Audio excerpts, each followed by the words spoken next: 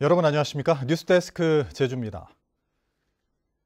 제주 지역에서 코로나19 확진자가 연일 최다 기록을 경신하고 있습니다.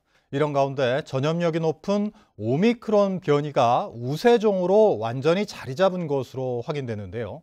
하지만 동네 병의원에서는 아직까지 진료할 준비도 돼 있지 않아 혼선이 계속되고 있습니다. 김항섭 기자입니다. 동네 병원 의사가 코로나19 의심 환자의 코 속 깊이 면봉을 넣어 검체를 떼어냅니다. 전문가용 검사 키트를 이용해 신속 항원 검사를 하기 위해서입니다. 갑자기 연락받은 상황이니까 검사 받아야 된다고 연락받았는데 학원에서 제가 받아서 전화를 해서 요청하려고. 이 병원은 당초 계획보다 나흘 늦게 진료를 시작했습니다. 호흡기 지정 의료기관으로 신청한 병원 28곳 가운데 절반인 14곳은 아직까지 진료를 시작하지 못했습니다. 키트는 저희가 잠깐 기본적인 거 다 준비가 어느 정도는 됐었는데 저희 같으면 보호 장구 중에 가운 같은 거라든지 그런 게 준비가 안 돼가지고. 제주에서는 어제 코로나19 확진자 369명이 발생해 역대 최대치를 경신했고 오늘도 오후 5시까지 300명이 나왔습니다. 최근 일주일간 확진자는 1,491명, 전주에 비해 3배로 늘었습니다.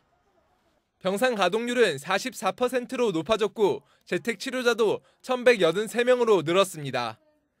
오미크론 확진자도 188명이 추가되면서 361명으로 늘었습니다. 특히 지난주 제주 지역 오미크론 변이 검출률은 93.8%로 최근 확산세를 주도하고 있는 것으로 확인됐습니다. 이번 주말에는 일일 확진자가 500~600명 정도 이를 것으로 예상을 하고 있습니다. 필수적인 활동 이외에는 타인과의 만남 최대한 자제해 주시고 부득이하게 만나는 경우에는 방역수칙, 개인위생을 꼭 지켜주시기를 당부드립니다. 한편 제주도는 지난 주말 교회 등 종교시설에서 방역수칙 위반 사례 21건을 적발했다고 밝혔습니다. MBC 뉴스 김항섭입니다. 얼마 전 학원 차량에서 혼자 내리던 9살 어린이가 문틈에 옷이 끼어 숨지는 안타까운 사고가 있었죠. 이 때문에 어린이 통학 차량에 대한 전수 점검이 시작됐는데 합동단속 첫날부터 곳곳에서 동승자 없이 운행하던 차량들이 잇따라 적발됐습니다. 박주영 기자입니다.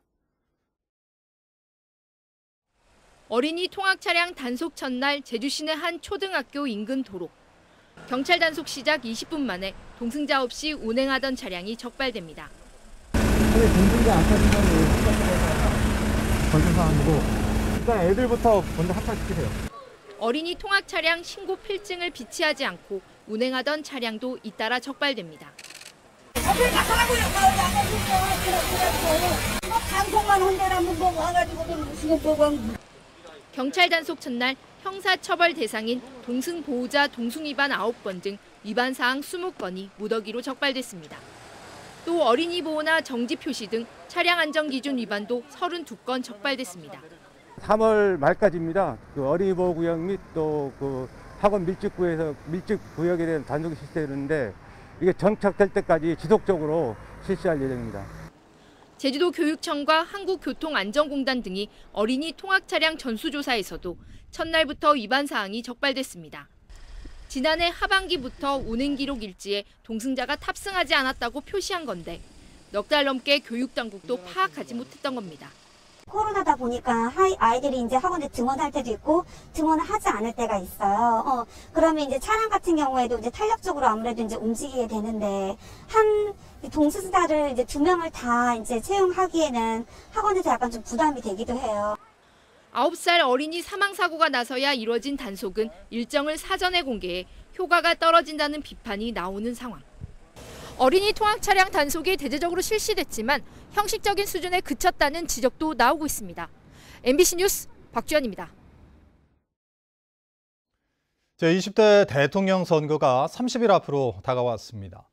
여야 제주적 선대위에서도 각각 선거 승리를 다짐했지만 상대 후보 공약을 놓고는 날선 비판을 주고받았습니다. 김찬영 기자입니다.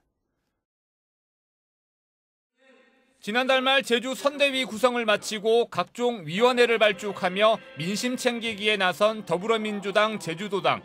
윤석열 후보의 제2공항과 신항만 건설 공약을 놓고 현안 진단과 대책 없이 난개발만 부추기는 도돌이표 공약이라고 강하게 비판했습니다. 제주에 대한 진단 이런 것들이 전혀 제주의 현실을 보고 있지 못하다. 그대로 30년 전에 제주도 공약하고 전혀 달라지는 게 없다. 대선 30일을 앞두고 필승 결의대회를 연 국민의힘 제주도당은 바로 맞받아쳤습니다. 제주 제2공항과 제주 신항만 건설은 문재인 대통령의 핵심 공약인데 임기 내내 갈등만 증폭시켰고 이재명 후보가 뜬금없이 해저터널 구상을 내놔 또 다른 갈등을 조장하고 있다는 겁니다. 해저터널만이 아니고 각종 이제 국민들에게 쏟아내고 있는 지원 약속 이것들이 좀 지나친 포퓰리즘이 아닌가 하는 생각을 합니다. 한편 지역 선대위 구성을 준비 중인 국민의당 제주도당은 안철수 후보의 지지율 상승세가 주춤하면서 속도를 내지 못하고 있습니다. 정의당 제주도당은 당 조직을 선대위 체계로 전환하고 심상정 후보의 10% 이상 지지율을 목표로 양대 기득권 정치를 끝내자고 결의했습니다. 대선 한 달을 앞두고 지역 선대위 활동도 본격화된 가운데 지역 유권자들의 표심에 어떤 영향을 미칠지 주목됩니다. MBC 뉴스 김찬년입니다. 무소속 박찬식 제주도지사 예비후보는 제주도의회에서 기자회견을 갖고 도내 범진보 진영의 후보 단일화를 제안했습니다. 박찬식 예비후보는 개발주의에 젖어온 거대 양당의 방향 전환을 기대하기는 불가능하다며 진보 세력이 대안 세력으로 나서야 한다고 주장했습니다. 도내 진보 정당 중에는 녹색당이 부순정 후보를 확정했고 정의당은 고병수 전 도당위원장 등의 출마가 거론되고 있습니다. 제주 카로텔 매각 중단을 위한 도민연대는 카로텔 앞에서 기자회견을 열고 한진그룹의 일방적인 호텔 매각 선언을 규탄했습니다. 이들은 한진그룹이 오는 4월까지 카로텔을 운영한 뒤 매각하겠다는 선언은 직원들의 고용이 보장되지 않는 매각으로 대량 해고가 예상된다며 일방적인 매각을 중단하고 고용보장 대책을 마련하라고 촉구했습니다. 농어촌 학교 살리기를 위해 건립된 공동주택에 부과돼 논란을 빚었던 종합부동산세가 전액 감면됐습니다. 제주세무서는 서귀포시 안덕면 서광동리와 애월읍 곽지리, 성산읍 성산리 마을회에 부과했던 종합부동산세 3억 5천여만 원을 전액 감면했습니다. 이는 최근 도의회가 농어촌 학교 살리기를 위한 공동주택에는 재산세를 전액 감면하도록 조례를 개정하면서 재산세를 기준으로 부과되는 종부세도 감면할 수 있게 됐기 때문입니다.